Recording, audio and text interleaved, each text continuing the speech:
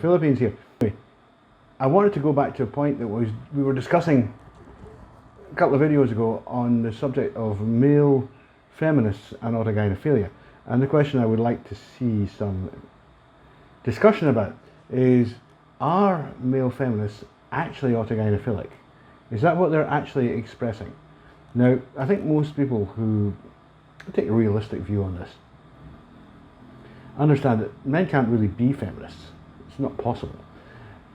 And so I think mostly I had assumed that men who presented as feminists were basically opportunists. They were using a mating strategy, you know, a covert mating strategy, which they hoped would allow them to get close to women in the hopes of, you know, a little bit of sympathy sex.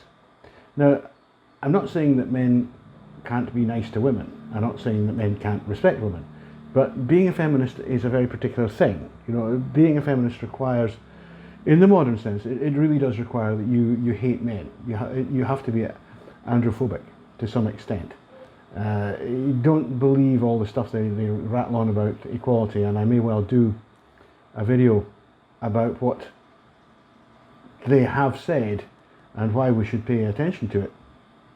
What modern feminism really is, and it is simple man hatred. That's all it is. It's a really repulsive, disgusting thing. So in fact, it's not just man hatred, it's anybody with XY chromosomes. They detest them. So I have real doubts as to whether any man could honestly be a feminist, and you know, when that's what feminism is.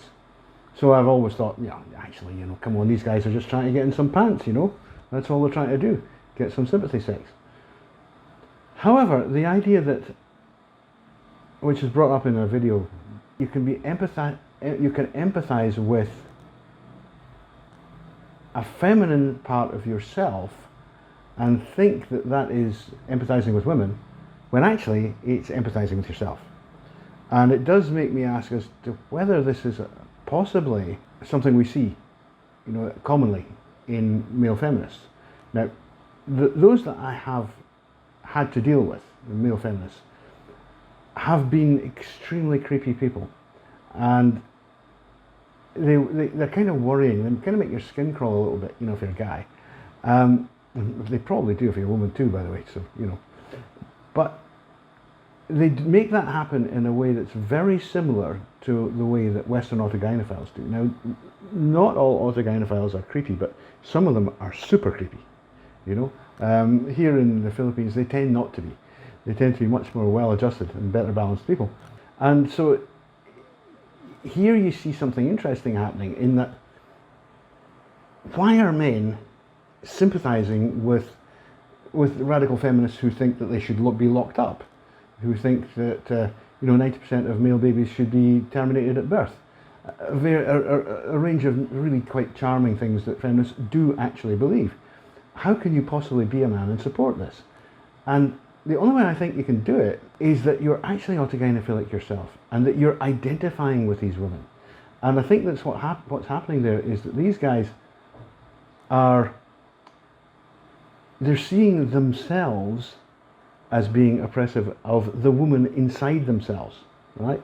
So these are often non-trans autogynephilic males, which there are a lot of. And I think that what is actually happening is that they're seeing this feminine character inside them who they see as being completely oppressed by males, but the male that's oppressing them is actually themselves, because he's not letting them out. It's like, no, you can't come out. You can't, you know, put on a frock and some scanties and prance down the street in size 15 high heels. He's saying, no, you can't do that. You've got to hide yourself. And if he's being empathetic, he's sympathizing with the pseudo-woman that he's suppressing himself. And I think that's actually quite true of many men. And I think that not that I'm in the business of giving feminists advice, at the end of the day, it would probably be a good idea for feminists to steer clear of these guys, because they don't have, you know, they only have their own best interests at heart. They don't have the best interests of anybody else, and certainly not women. Okay, so I'll leave that there. Thank you all.